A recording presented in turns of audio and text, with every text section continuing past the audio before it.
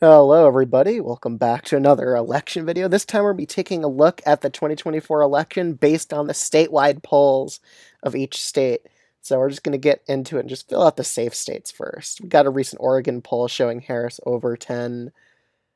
Let's just fill in these mountain states because they're really not competitive. Nebraska, most polls show it as a Trump plus 15 lead. Really nothing to say there. I think we're good with our safe red states. Let's do the safe blue ones. New Jersey poll came out showing Harris up by like 15 as well. New York polls, they pretty much have Harris leading by 17 to 18%. Connecticut's pretty similar in the margins there. It's very safe blue. All right, so let's take a look at the first few states. I guess we could start off with South Carolina because I think there was a poll done recently there from what I've read. Got an active vote poll, but I don't really like them the most because their sample sizes are very low and they do their polling with an app. East Carolina University said it's a Trump plus 13 in South Carolina, and that makes sense for a margin there, so really not surprised. We'll head to Kansas next, and I believe Kansas is actually quite interesting on what's going on there. So a recent poll out of Kansas says Trump's only up by 5% in the state, which is kind of crazy to see here. But that's pretty much the only poll done of Kansas. I mean, they also did 608A here, which is a bit weird. I don't really know what that stands for here. But among registered voters, they say it's Trump plus 5. So I guess we'll cut average out the 11-point lead with a 5-point lead, and that averages out to like an 8% lead for Trump in the state of Kansas, which is interesting to see Kansas be likely red on this map, but that's currently what that poll is saying in Kansas. In Iowa, the latest poll said Trump's winning by like 7 or something, so that's the average there. Ohio is also an average of R plus 8, so it's likely red. Florida is an average of, I believe, let's just check on 530, R plus 6, so is Texas, R plus 7. So both these states, very solid for Trump, but not safe. Let's check Alaska. And among Alaska in the first round, there wouldn't be a second round because Trump would already be above 50 here. But according to the first round, it would be Trump plus 8 in Alaska. If it goes to a second round, then it goes to Trump plus 10. So let's keep on moving. Colorado, I'm pretty sure we got polls out of there saying Harris is up by 12 there. In New Mexico, I believe most polls have it as a 7% lead for Harris in New Mexico. Yep, 7%. Now let's just check Virginia too, because Rasmussen did have it as a bit closer, and that is putting down the average a bit, and so did Qantas Insights too. Overall, though, Harris is up by 8 to 9 points in some of the more recent polls. One poll had her down at 6, so she's very favored to win Virginia and New Mexico by 7 points each. In Nebraska, we had polling done in both of these two districts. They have Nebraska's first is likely, and on average, Nebraska's second is going to be won by Harris by about 10, according to the polls. And we could just check that really quickly. But I'm pretty sure it is, well, they don't really have down by district here. Maybe if we click on just Nebraska right here, they would say it. Oh, yeah, they do. See Nebraska second. Harris has quite a lead here, but they're not including Nebraska's first, but the polls I've seen in Nebraska's first has it as R plus 8 or even R plus 4. So it's a likely district as of right now. All right, in New Hampshire and Maine, both these states are likely blue according to the polling average, while Maine's second is likely Republican, which is about what I expect in the New England area, honestly. Now we're down to the closer states. Minnesota's D plus 6. We got in a recent poll showing Harris up by 8 in this state, so it's a likely blue state. In Michigan, the polling average has finally indicated that Harris is winning Michigan by over 1% as of right now. We got in a lot of recent Michigan polling done here as well. It's about 0.9. Actually, it's 48 to 47 on here, so it's not even 0.9. But we got in recent polls here showing Harris up by like 5. That was a pretty good lead for her.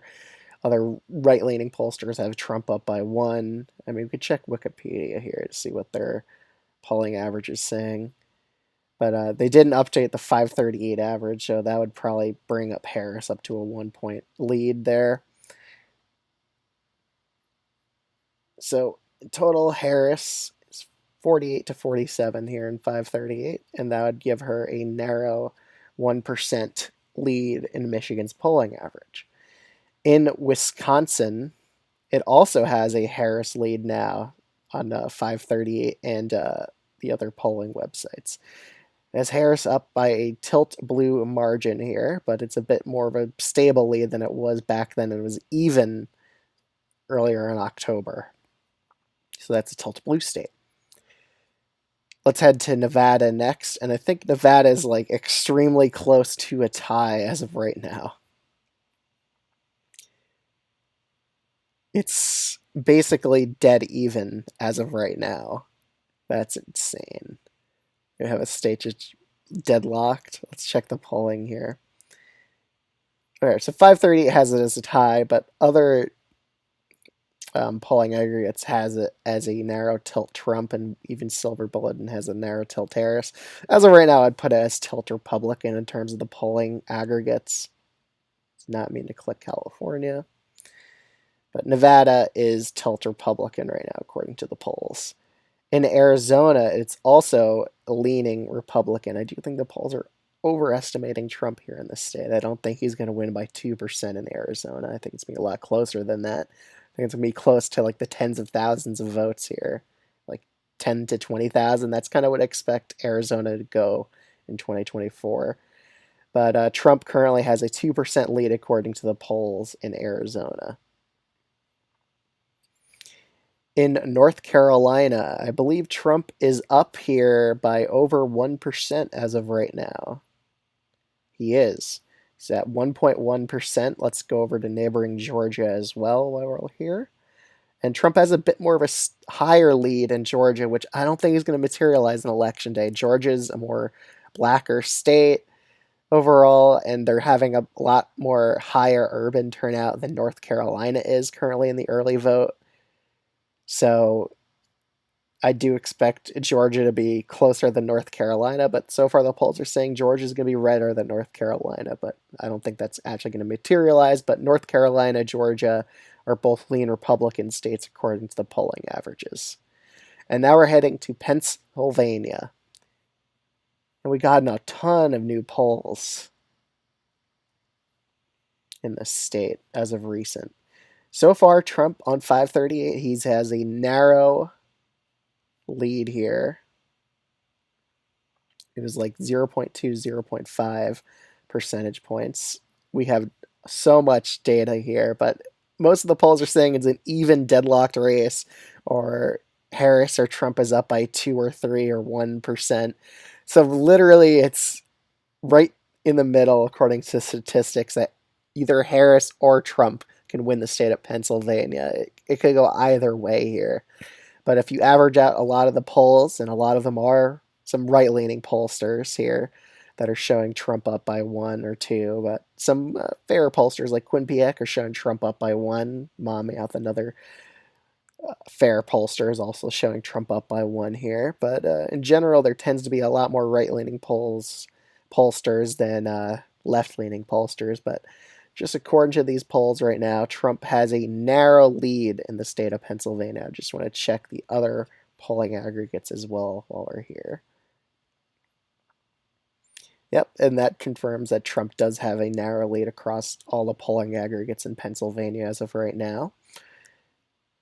So currently, if the map is exactly as how the polls say it would be, Trump would have a narrow advantage in the Electoral College. He would narrowly win here with tilt margins in Pennsylvania and Nevada. Pennsylvania would be the tipping point state, according to the polls right now. I think it's probably going to be Wisconsin, but could be very well be Pennsylvania.